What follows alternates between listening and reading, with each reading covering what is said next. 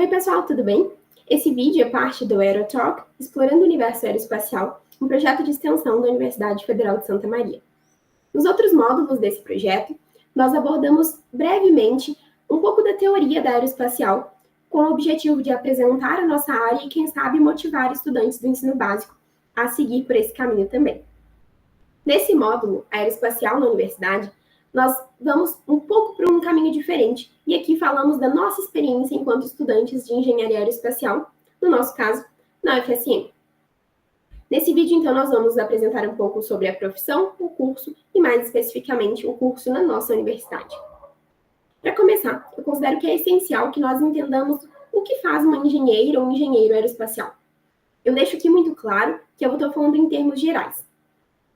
Caso você tenha interesse em saber detalhadamente todas as possibilidades de atuação de uma engenheira ou de um engenheiro aeroespacial, eu sugiro sempre consultar o CREA, que é o órgão que regulamenta a nossa profissão de engenheiro.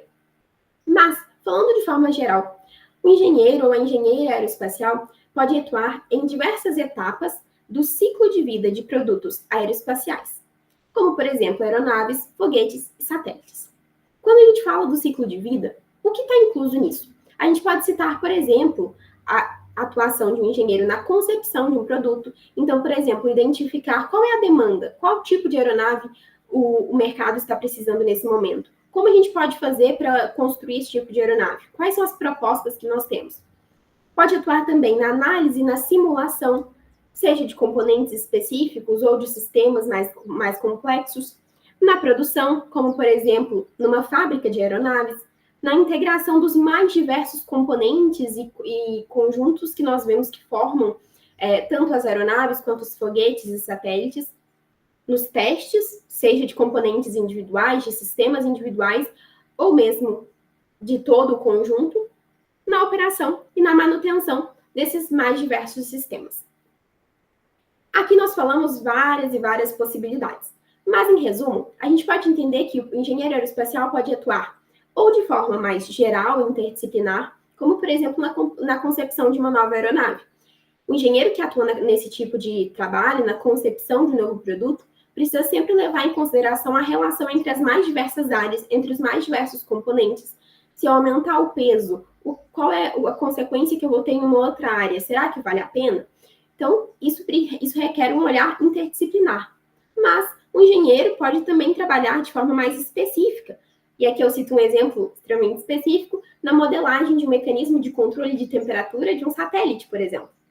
Então, a gente observa que a nossa área, por mais que pareça muito específica, e de fato ela é bem específica, ela ainda oferece uma oportunidade muito ampla de atuação. Nós podemos atuar em diversas etapas, em diversos produtos, em diversos setores dentro da aeroespacial. Isso se relaciona, então, com a nossa formação. Como nós temos essa possibilidade de uma atuação ampla nas indústrias da aeronáutica, espacial e de defesa, o nosso curso precisa também ter um currículo bem diversificado, que permita com que nós estejamos preparados para atuar no que quer que nós escolhamos no futuro. De modo geral, quando a gente analisa o currículo da engenharia aeroespacial, e aqui eu falo não só na UFSM, mas em várias universidades, tanto no Brasil quanto ao redor do mundo, a gente pode perceber que há a presença de alguns blocos temáticos que se repetem com frequência. Aqui eu trago, por exemplo, o bloco estrutural, em que se trabalha com os materiais que podem ser aplicados, em que se realiza o cálculo estrutural, a simulação, por exemplo, os ensaios estruturais para ver se uma peça suporta a força que ela vai receber, por exemplo. A gente trabalha com a área da aerodinâmica. Vocês tiveram um vídeo que a gente trabalha ali sobre as forças aerodinâmicas, e a gente observa, por exemplo, que essa área é responsável por gerar sustentação que faz com que uma aeronave possa voar. A gente trabalha com a área de propulsão, em que a gente tem os motores e a combustão dos nossos propelentes, que permite o deslocamento das aeronaves e permite o movimento também dos foguetes e, às vezes, até dos satélites. Nós temos a área de mecânica de voo, que passa desde a compreensão do equacionamento, que guia todo o movimento de aeronaves, satélites que orbitam tanto a Terra quanto outros planetas, de foguetes, até mesmo o entendimento de como otimizar cada um dos parâmetros. Por exemplo, se eu quero fazer uma manobra com a minha aeronave como eu posso fazer essa manobra gastando o menos combustível possível? Tudo isso é estudado dentro das disciplinas de mecânica de voo. Nós temos também, aqui eu coloquei um grande bloco de sistemas, eletrônica e controle, que se relaciona a tudo que vai ser transportado dentro da nossa aeronave, do satélite, e que permite o bom funcionamento de diversos componentes, permite o controle da aeronave, por exemplo, permite também, no caso, um exemplo dos satélites, a gente pode pensar um satélite de sensoriamento remoto, permite realizar essa atividade que é a finalidade do satélite, então, por exemplo, uma câmera que vai captar uma imagem. Então, tudo isso é parte do escopo do que a gente estuda dentro do nosso curso da Engenharia Aeroespacial. Como eu disse, isso são apenas alguns blocos temáticos, essas não são todas as disciplinas, e não necessariamente as universidades agrupam dessa forma. Isso é apenas uma observação geral do que a gente pode perceber que se repete com frequência. Mas, além dessas disciplinas muito específicas, nós temos também uma base muito forte, assim como diversas outras engenharias, em matemática, física, química e programação. E essa base é, de fato, essencial, porque ao longo das mais diversas disciplinas do nosso curso, nós vamos muitas vezes deduzir as equações para entender por que nós chegamos nela, por que nós utilizamos aquela equação para aquele caso. Então, a gente vai, de fato, fazer muita manipulação matemática, que também requer um conhecimento de física, muitas vezes de química, para entender por que aquilo faz sentido. E a gente utiliza também muita programação para aplicar, de fato, muitos conhecimentos que a gente estuda ao longo do curso. Por exemplo, para realizar um programa que vai calcular a força suportada por uma peça, por exemplo, uma viga. Então, a gente realiza sempre essa aplicação em código, e nós temos muitas disciplinas nessa área também. Além, é claro, da aplicação prática nas disciplinas específicas. Falando um pouco sobre o FSM, vocês podem consultar no site o projeto curricular do nosso curso. Vocês podem ver essa estrutura curricular que apresenta todas as disciplinas que são obrigatórias do nosso curso. Existem, é claro, ainda as disciplinas complementares que nós podemos escolher para, como o nome diz, complementar a nossa formação, mas toda essa estrutura apresenta as disciplinas obrigatórias. Eu não vou passar aqui uma por uma, até porque são muitas e a letra fica bem pequena, bem complexa para a gente ver, mas é interessante caso vocês se interessem em saber o que de fato nós estudamos. E eu recomendo para quem tem interesse no curso, isso é uma coisa que eu fiz quando estava escolhendo a universidade, buscar entender o que se estuda de fato dentro da universidade no nosso curso. Falando especificamente sobre o FSM, um ponto que eu acho interessantíssimo destacar, e que para mim é um diferencial essencial, é a metodologia CDIO, ou no português CPIO, que significa concepção, projeto, implementação e operação. Essa metodologia foi desenvolvida pelo MIT, que é uma das melhores universidades de engenharia no mundo.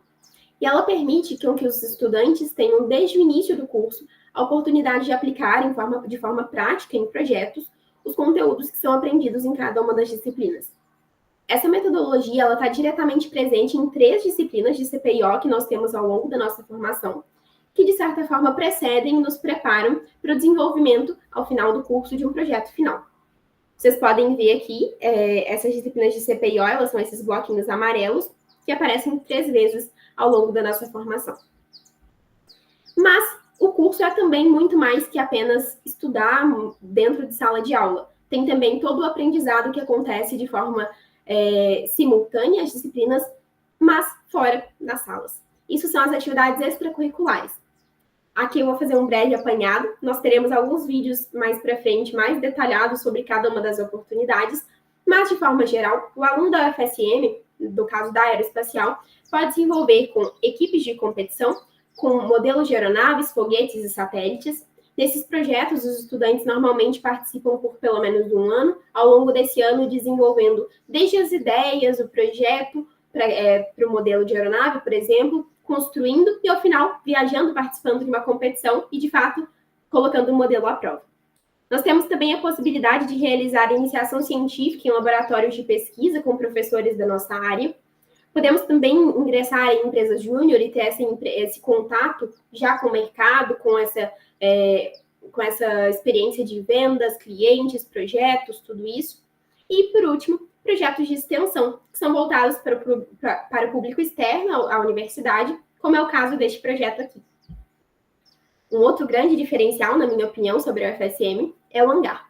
Em 2023, a nossa universidade recebeu a doação de um caça, a MX-A1, pela Força Aérea Brasileira. Essa aeronave, além de ficar exposta em diversos momentos para a visitação do público, ela funciona para nós como um material de estudo, para que nós possamos ter um contato prático com o que nós vemos em aula. A gente pode ver, por exemplo, um comparativo. Os estudantes de medicina, eles têm diversas aulas práticas de anatomia, em que eles pegam um órgão, em que eles veem um sistema, veem como tudo se encaixa, como cada peça, como cada órgão, como cada parte funciona. Dessa mesma forma, nós manuseamos, nós manipulamos, observamos cada uma das peças, os sistemas, entendemos o funcionamento como um todo. Nosso hangar conta também com a presença de um túnel de vento aerodinâmico que permite a realização de experimentos e que foi projetado por alunos e professores do nosso curso. Para finalizar, um assunto que para mim foi essencial quando eu estava buscando o curso e as universidades são as oportunidades internacionais. Desde 2022, o curso da Aeroespacial na UFSM é elegível para concorrer a bolsas completas de intercâmbio na França pelo programa Grafitec. Esse programa permite também aos bolsistas, depois de já selecionados, participar de programas de dupla diplomação, o que significa que, ao final da formação, o estudante recebe um diploma da UFSM e um segundo diploma da Universidade Francesa, onde ele fez esse intercâmbio. Esse intercâmbio é, de fato, o principal da Aeroespacial. Qualquer aluno, na primeira semana do curso, vai ouvir falar sobre ele, mas, além desse específico para a nossa área das engenharias, a UFSM conta também com outras oportunidades mais gerais que são abertas a outros cursos, como, por exemplo, o programa AUGM, com universidades sul-americanas, que também oferece oportunidades de bolsas. Há também outros convênios disponíveis com universidades estrangeiras que podem ser consultados no site da Secretaria de Apoio Internacional da UFSM. Eu gostaria de destacar que todas essas oportunidades que foram aqui mencionadas, elas são vigentes e atuais no ano de 2025. Caso você assista esse vídeo posteriormente, eu recomendo sempre verificar a continuidade, verificar as regras e tudo que foi atualizado sobre cada uma das oportunidades, porque tudo isso pode mudar. Por fim, eu agradeço a atenção de vocês. Espero que vocês tenham se interessado pelo nosso curso, pela nossa universidade. E caso se interessem, o nosso próximo vídeo é sobre formas de nosso curso.